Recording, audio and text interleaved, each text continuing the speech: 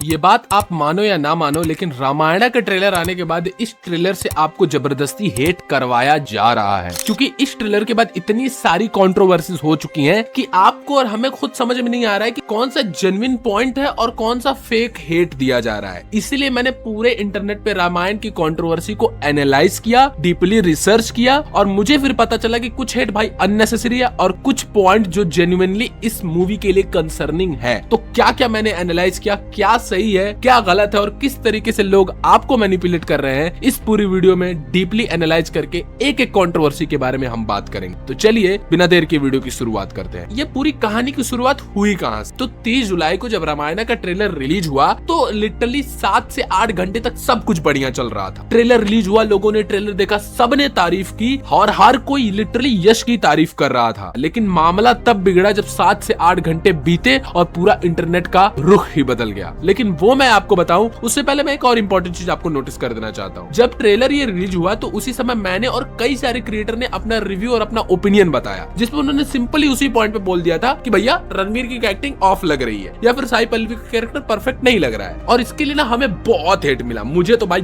बहुत हेट मिला। लेकिन मैंने ये भी बोला था कि इसका मतलब ये नहीं कि मुझे रामायण का ट्रेलर पसंद नहीं आया। भाई मुझे दिल से पसंद है। एक गलती या 2 गलती निकाल देने का मतलब ये नहीं कि पूरी मूवी या पूरा ट्रेलर ही गलत हो जाता है। अरे भाई कल मैं टॉक्सिक का वीडियो बनाया और उसमें भी यही सेम चीज हो रही है। मैंने 1-2 गलती पॉइंट आउट की तो लोग मुझे हेटर ही बोलने लग गए। भाई मुझे ट्रेलर पसंद है बट 1-2 चीज बस मुझे उसमें नहीं पसंद, इसका मतलब ये नहीं कि मुझे पूरी मूवी ही नहीं पसंद है। खैर यही सेम चीज जो मैंने रामायण के लिए बोला था वही सारी हेट कन्वर्ट होने लगी 7 से 8 घंटे बाद। और मुझे लगा था कि 7 से 8 घंटे बाद लोग हेट दे रहे हैं चलेगा, लेकिन ये हेट इतना तेजी से बढ़ने लग गया कि मेरा दिमाग फट गया। अब उसके बाद मैंने सोचा कि चलो भाई एक एक करके हर हेट को, हर एक कंट्रोवर्सी को एनालाइज करते हैं कि किस कंट्रोवर्सी में कितना दम है। तो सबसे पहली कंट्रोवर्सी जो हुई है वो है रणवीर कपूर के कैरेक्टर के ऊपर। लोग ये मानने को तैयार ही नहीं है या फिर कई लोग ये मान ही नहीं रहे हैं कि रणवीर कपूर एज ए श्री राम के कैरेक्टर के लिए परफेक्ट कास्टिंग है। देखो 50-50 ओपिनियन बना हुआ है। तुम लोगों में से मोस्टली लोग कहेंगे परफेक्ट कास्टिंग है, लेकिन कई लोग नहीं भी बोल रहे हैं। तो हम जो लोग नहीं बोल रहे हैं उनकी बात कर रहे हैं। और उसके पीछे जब मैंने रीजन एनालाइज किया ना तो मैं शॉक्ड हो गया कि भाई वो लोग जिस रीजन की वजह से बोल रहे हैं, मैंने उनकी साइकोलॉजी समझी कि लोग ऐसा बोल क्यों रहे हैं, लोग अननेसेसरी इसको हेट क्यों कर रहे हैं। और उसके पीछे 2 बहुत बड़े रीजन आते हैं। पहला रीजन आता है बैड एक्टिंग का और दूसरा रीजन आता है पास्ट कंट्रोवर्सी का। बैड एक्टिंग पे मैं अभी आऊंगा, पहले पास्ट कंट्रोवर्सी के बारे में बात करते हैं। अब ये जो पास्ट कंट्रोवर्सी है ये रणवीर कपूर के लाइफ का एक बहुत बड़ा मुद्दा है, बहुत बड़ा मुद्दा है। इससे आपको क्लियर ये बात का हो जाएगा कि इंटरनेट पे आपकी इमेज या मेरी इमेज, किसी की इमेज कितना ज्यादा मैटर करती है। आपका दिमाग खुल जाएगा इस चीज को लेकर के। तो देखो उनकी पास्ट कंट्रोवर्सी में 2 बहुत बड़ी बड़ी कंट्रोवर्सी हो चुकी है। पहली कंट्रोवर्सी है, भाई ने एक इंटरव्यू में बोल दिया था कि I am a big beef guy, कि मतलब मुझे बीफ खाना बहुत अच्छा लगता है। और तो और दूसरी कंट्रोवर्सी जो थी वो थी कि भैया ये है प्ले बॉय, मतलब प्ले बॉय थे, कई सारी इनकी रिलेशनशिप रह चुकी थी। तो यहाँ से 2 चीज हुई। जहाँ पर इन्होंने बोला I am a big beef guy, तो जितने सारे जो हिंदुइज्म एंड जितने ज्यादा रिलीजियस पीपल थे उनका सेंटिमेंट हर्ट हुआ। तो इस तरीके से रामायण की मोस्टली ऑडियंस जो है वो रिलीजियस ऑडियंस है, तो उनका सेंटिमेंट इन्होंने उसी टाइम हर्ट कर दिया था। दूसरी चीज, इनकी मल्टीपल रिलेशनशिप की वजह से जो फीमेल कम्युनिटी है इनको शुरुआत से ही हेट करती आ रही है। और इसी रीजन की वजह से मोस्टली लोग इन्हें रणवीर कपूर को एज ए राम एक्सेप्ट ही नहीं करना चाहते हैं। लेकिन यही आपका सबसे बड़ा क्वेश्चन आएगा, भाई जब एनिमल मूवी बनी तब तो उतना ज्यादा इसको हेट नहीं मिला जितना अभी हेट मिल रहा है। फिर यहीं पे सबसे बड़ा फैक्टर आता है जो कि है टारगेट ऑडियंस। एनिमल की जो टारगेट ऑडियंस थी वो 18+ लोग थे, हमारे जैसे लोग थे, यंगस्टर्स थे। वहां बुढ़े बूढ़े और पॉलिटिकल लोग उस मूवी को नहीं देख रहे थे। लेकिन रामायण एक ऐसा सब्जेक्ट आ जाता है जो कि पॉलिटिकल हो जाता है। इसको हर गुट के लोग देखते हैं, बूढ़े भी देखते हैं, यंग भी देखते हैं, और वो लोग भी देखते हैं जो पॉलिटिकली अटैच्ड है, जिनका प्रोपेगेंडा चलता है, जो टॉक्सिसिटी ही सोचते हैं। और इसी रीजन की वजह से लोगों का रणवीर कपूर को एज ए राम एक्सेप्ट करना एक बहुत बड़ा टास्क बन जाता है। ट्विटर पे बहुत इसको हेट मिल रहा है इसी रीजन की वजह से, क्योंकि ये ऑडियंस ही बहुत वाइड है, ऑडियंस ही बहुत भयानक है। और यही दूसरा फैक्टर आता है जो कि जेन्युइनली पॉइंट आउट करता है, कंस्ट्रक्टिव क्रिटिसिज्म है, वो है रणवीर कपूर की acting. No doubt Ranveer Kapoor India का सबसे बेस्ट सुपरस्टार है। अभी भी मैं मानता हूँ कि उसकी एनिमल की परफॉर्मेंस, तमाशा की परफॉर्मेंस, रॉकस्टार की परफॉर्मेंस अनडाउटेडली बेस्ट है। लेकिन मैंने ये चीज पहले भी बोला था कि नेसेसरी नहीं है कि दुनिया का सबसे बेस्ट एक्टर भी हर कैरेक्टर को प्ले कर पाए। वर्ल्ड का सबसे बेस्ट एक्टर मैं क्रिश्चियन बेल को उठा के ले लेता हूँ, जिसने बैटमैन में काम किया है। वो खुद ऐसा आदमी है जो दुनिया के हर एक कैरेक्टर को प्ले नहीं कर सकता है। उनकी भी कुछ न कुछ लिमिटेशन एक्सपेक्टेशंस है वही सेम चीज यहाँ रणवीर कपूर के साथ भी आती है। रणवीर कपूर एक ऐसा कैरेक्टर प्ले करता है जो कि ऑलरेडी बहुत सैडिस्टिक कैरेक्टर है। मतलब उनकी फिल्मोग्राफी उठा करके देखोगे तो हमेशा वो ब्रोकन आदमी का कैरेक्टर प्ले करता है। और तो उसने एक इंटरव्यू में बोला भी था कि भैया मेरा फेस ही उदासी का है, मतलब मैं सैड कैरेक्टर करने के लिए बना ही हुआ हूँ, मेरा वैसा फेस ही होता है। और यही इस ट्रेलर के लिए थोड़ा सा राम जी के कैरेक्टर के लिए एक नेगेटिव इंपैक्ट छोड़ करके जाता है। जहां पर रणवीर कपूर का आप फेस देखते हो जो आपको सैडिस्टिक आदमी दिखाई देता है, राम जी का फेस ऐसा नहीं है। राम जी के अगर फिजिकल अपीयरेंस को पढ़ोगे तो आपको पता चलेगा कि वो कैरेक्टर थे तेज के प्रति, लाइटन के प्रति, अट्रैक्शन के प्रति, कि लोग जब देखते थे तो उनसे लिटरली अट्रैक्टेड हो जाते थे। यही तो रीजन था कि अयोध्या के लोग उन पे मोहित थे। यही तो रीजन था हर फैमिली के लोग उनके पीछे पागल थे। यही तो रीजन था सूर्पणखा उनके पीछे पागल हो चुकी थी। और यही कास्टिंग रणवीर कपूर के फेस पे मिसमैच होती है और ये दिखता भी है। चलो एक बार को कास्टिंग परफेक्ट मान ली जाती है, लेकिन एक फैक्टर और मैं एनालाइज किया तो मुझे पता चला कि रणवीर कपूर की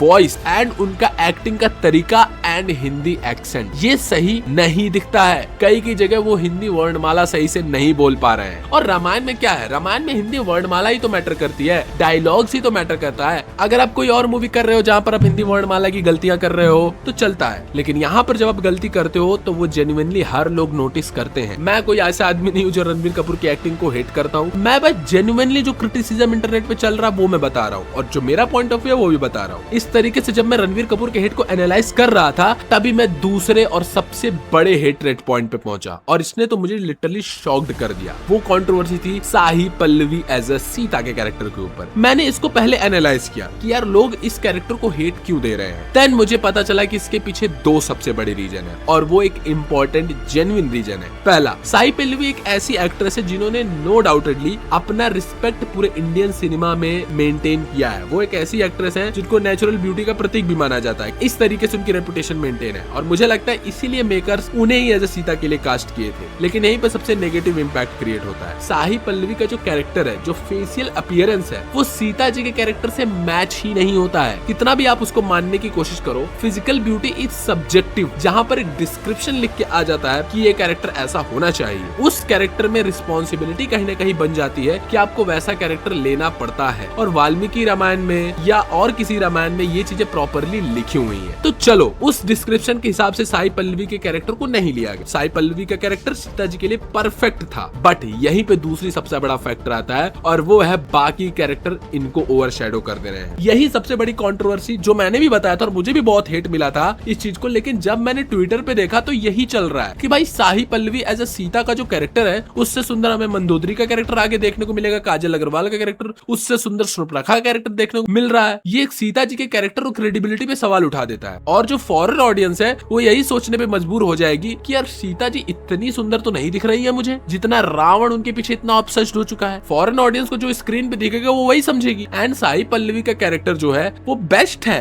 बेस्ट एक्टिंग करती है, लेकिन एज अ फिजिकल अपीयरेंस उनका सेटिस्फाइड नहीं करता है सीता जी के अपीयरेंस को। अब साइकोलॉजिकली इस फैक्टर को अगर मैं आपको बताऊं तो तुम कितना भी इग्नोर कर लो, इस दुनिया में फिजिकल अपीयरेंस मैटर करता है। आप इस फैक्टर से कहीं भी दूर नहीं जा सकते। आप कितना सुंदर दिखते हो ये मैटर करता है। किसी भी इंसान को अट्रैक्ट करने के लिए, कभी भी परसेप्शन बनाने के लिए फिजिकल ब्यूटी इज नेसेसरी। इसीलिए अपने ऊपर लोग काम करते हैं, अपने आप को फिट करते हैं। मैं खुद आज से 1 साल पहले एक ऐसा इंसान था जो बहुत बल्की था, बहुत मोटा था, लेकिन जब मैंने फिजिकल अपीयरेंस को चेंज किया ना, लोगों का परसेप्शन, ओपिनियन, एटीट्यूड बदलते देखा है मैंने। तो मुझे ये चीज फील होती है कि फिजिकल अपीयरेंस मैटर करता है और इसलिए मैं इस पे इतना जोर देके बात कर रहा हूँ कि साई पल्लवी का कैरेक्टर एज सीता परफेक्ट नहीं है। क्यों? क्योंकि भाई बाकी कैरेक्टर उसे ओवरशैडो करते रहे फिजिकल ब्यूटी के मामले में। और ये कंस्ट्रक्टिव क्रिटिसिज्म कहीं ना कहीं जेन्युइन फील होती है, क्योंकि मैंने जब इसके बारे में और रिसर्च किया तो मुझे पता चला कि श्रीनिधि शेट्टी जो कि केजीएफ की एक्ट्रेस रह चुकी हैं, उन्होंने इस मूवी के लिए ऑडिशन दिया और उनको रिजेक्ट कर दिया गया। मुझे लगता था कि भाई साई पल्लवी से तो वो एक्टर सही है, लेकिन मुझे लगता वो भी बेस्ट चॉइस नहीं थी। मैंने कृष्णा अवतारम नाम की मूवी देखी जहां पर इन्होंने बहुत अच्छे एक्ट्रेस को कास्ट किया था जो कि न्यू फेसेस थी और उसमें मुझे रुक्मणी जी का कैरेक्टर बहुत पसंद आया था। लेकिन मैं जब इस कंट्रोवर्सी को एनालाइज किया तो मुझे यहाँ तक पता चल चुका था कि भाई इस कंट्रोवर्सी में दम है और अगर ये रामायण की मूवी पे एक्यूरेटली सीता जी का कैरेक्टर पोर्ट्रे नहीं हुआ, बहुत बुरा हिट मिलने वाला है, बहुत बुरा हिट मिलने वाला है। लेकिन यहाँ तक तो सब सही चल रहा था, लेकिन जब मैं तीसरी कंट्रोवर्सी में पहुंचा तो मेरा दिमाग फट गया कि भाई लोग इतना बेवकूफ कैसे हो सकते हैं। ये ऐसी कंट्रोवर्सी है जिसका ना कोई सर ना कोई पैर, कुछ है ही नहीं भाई इस कंट्रोवर्सी का, और वो है यश के कैरेक्टर एज अ रावण। लोग यश के कैरेक्टर रावण को क्यों इतना हिट कर रहे हैं भाई। तो इसमें बात ऐसी है कि जब रावण कैरेक्टर, जब रामायण का ट्रेलर आया तो लोग यश को बड़ा अप्रिशिएट किए कि भाई रावण का कैरेक्टर बड़ा तगड़ा लग रहा है, बड़ा तगड़ा लग रहा है। लेकिन आफ्टर द टाइम लोगों ने जानते हो क्या बोलना शुरू कर दिया कि भाई यार रावण के कैरेक्टर की आवाज जो है ना वो बड़ी पतली है यार। और मुझे इतना गुस्सा आया ये ओपिनियन सुन करके पूरे ट्विटर पे, जब मैं एनालाइज किया देन मुझे समझ में आया इसका दो ओपिनियन लोगों ने अपने दिमाग में बैठा के रखा है। पहली चीज ये कि भैया अननेसेसरी हेट तो लोगों का देने का काम है। दूसरी चीज, लोगों को लगता है कि एक विलन जो होता है जब तक वो अपनी वॉइस डीप करके बात नहीं करेगा, लाइक आप लोग क्या कर रहे हो, मैं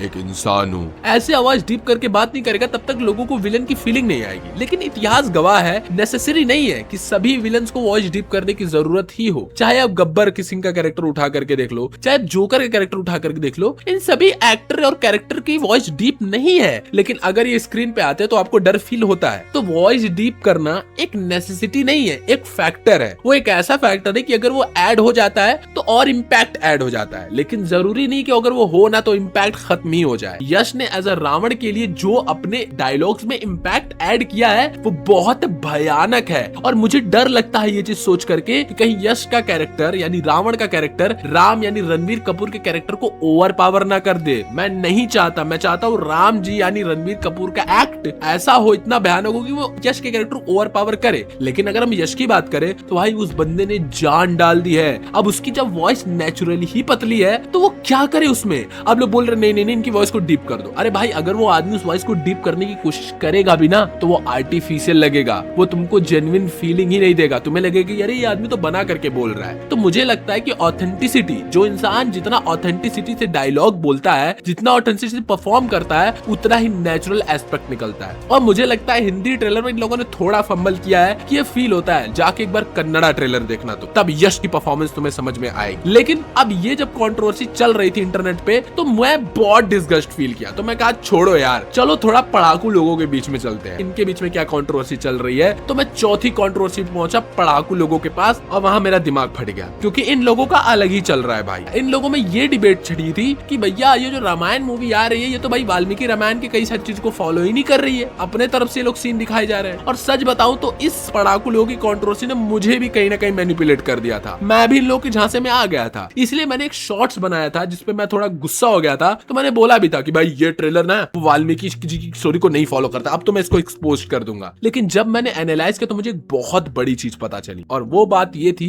कि ये ट्रेलर और मूवी आपसे कहीं नहीं बोलती है कि हम 100% वाल्मीकि रामायण का एडाप्टेशन लेके चल रहे हैं। ध्यान से सुनना, नीतीश तिवारी ने बोला है कि हम वाल्मीकि रामायण को फॉलो कर रहे हैं, उसके स्ट्रक्चर को फॉलो कर रहे हैं, उसकी 100% स्टोरी को नहीं फॉलो कर रहे हैं। और जाके आप पढ़ना, बेस्ड ऑन वाल्मीकि रामायण लिखने का मतलब है अगर कोई भी मूवी बेस्ड ऑन होती है और एडाप्टेशन होती है तो वो बस उसके स्ट्रक्चर को उठाती है, ना कि स्टोरी बाय स्टोरी कभी उठाएगी, ना ही पेज बाय पेज, और ना ही डायलॉग बाय डायलॉग, वो कभी नहीं उठाएगी। वो अपना क्रिएटिव थिंकिंग ऐड करेंगे। और रामायण के इस मूवी में क्रिएटिव चीजें ऐड करने का मतलब ये है कि तुलसीदास जी के कई सारे चीजों को ऐड किया जाएगा, और भी कई सारे वर्जन की चीजों को इन लोगों ने ऐड किया है। क्यों? क्योंकि ये लोग इस मूवी को और इम्पैक्टफुल बना पाए। अब जो चीज वाल्मीकि रामायण में हम लोग 1000 बार पढ़ चुके हैं, इन लोगों को सरप्राइज फैक्टर भी तो ऐड करना पड़ेगा, कुछ ऐसा एस्पेक्ट भी ऐड करना पड़ेगा जिससे कि आपको लगे कि हाँ यार इसके बारे में मुझे नहीं पता था। जैसे विद्युत जीवा का जो कैरेक्टर है उसके बारे में हमें नहीं पता था, लेकिन इस मूवी ने अच्छा खासा स्क्रीन टाइम दिया है उसको, तो एक यूनिक एंगल हो जाएगा। या फिर सीता जी का वो स्वॉर्ड वाला सीन जिसमें वो स्वॉर्ड चला रही है, वाल्मीकि रामायण तुलसीदास जी के रामायण में कहीं नहीं मेंशन है कि सीता जी एक वॉरियर थी, लेकिन इन लोगों ने दिखाया। क्यों? क्योंकि वो एक अलग वर्जन में है। तो इसका मतलब ये नहीं कि हम रामायण को हेट ही करने लग जाएं। भाई वो एक अलग वर्जन में है और हम उसे एक्सेप्ट करते हैं। ये हमारे इतिहास से छेड़छाड़ नहीं है। इतिहास से छेड़छाड़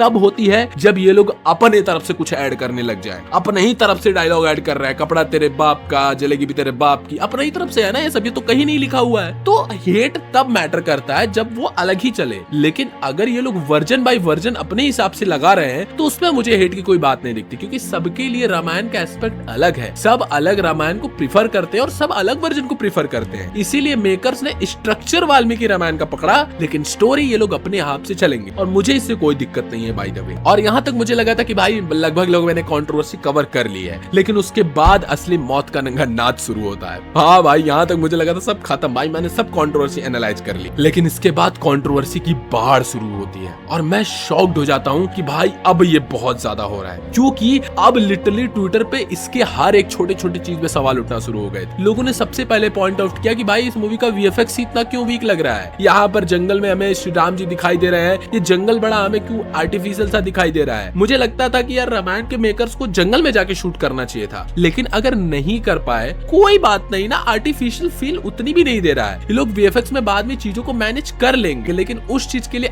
अननेसेसरली एकदम पॉइंट आउट ही कर देना ये बकवास है, वो भाई बेकार का हेट है। और लोगों ने ये तक पॉइंट आउट करा भाई ये 4000 करोड़ का तो लग नहीं रहा, ये 4000 करोड़ जा कहां पे रहे हैं। फिर कई लोगों ने तो इस मूवी में कैरेक्टर के पहने हुए आभूषणों पे सवाल उठा दिया कि ये आभूषण उस टाइम होता ही नहीं था, ये लोग आभूषण कैसे पहना सकते हैं। मतलब लिटरली छोटी छोटी चीजों को पॉइंट आउट करके लोगों ने कंट्रोवर्सी और हेट जनरेट करना शुरू कर दिया। मुझे लगा था कि मैं हर कंट्रोवर्सी को सॉल्व करूंगा, लेकिन जैसे जैसे मैं इस पॉइंट में घुसा मुझे फील हुआ कि मैं एक दलदल में फंसता जा रहा हूँ, एक ऐसा दलदल जिस दलदल को कभी भी साफ नहीं किया जा सकता। और मुझे इससे एक बहुत डीप चीज रियलाइज हुई कि कभी भी दुनिया में जब बड़ी चीज होने वाली होती है ना, तो लोग हेट करते हैं। और ये बात आपके लिए भी है कि लोगों का क्या काम है, लोगों का काम है जज कर। लोग आएंगे, जज करेंगे, गालियां देंगे, आप क्या कर सकते हो, आप बस अपने काम पे फोकस कर सकते हो। और यहाँ तक मुझे ये बात समझ में आती है कि रामायणा एक ऐसी मूवी है, अगर कोई भी मेकर ये वीडियो देख रहा हो भाई, ऑब्वियसली कोई देखेगा नहीं, बट मैं बता रहा हूँ अच्छे से काम करो आप। ये हेट आपको मिलती रहेगी, मैं हूँ, मुझे खुद मिलती है भाई। लोगों का काम है कहना, लोगों को रिप्लाई देके शांत मत करो, लोगों को अपने काम से शांत करो। कितनी भी अच्छी मूवी आप बनाने जाओगे, हमेशा लोगों का हेट आपके साथ रहेगा। खैर, आपको ये वीडियो कैसी लगी मुझे कमेंट्स में जरूर बताना। बाकी और कोई रामायण में वीडियो चाहिए मुझे ये भी बताना। टॉक्सिक की कहानी क्या होगी, मैंने बड़ी अच्छी से वो भी वीडियो बनाई है, यहाँ पे आ रही होगी, जाके जरूर देख। मिलते हैं नेक्स्ट वीडियो में, तब तक के लिए जय श्री राम।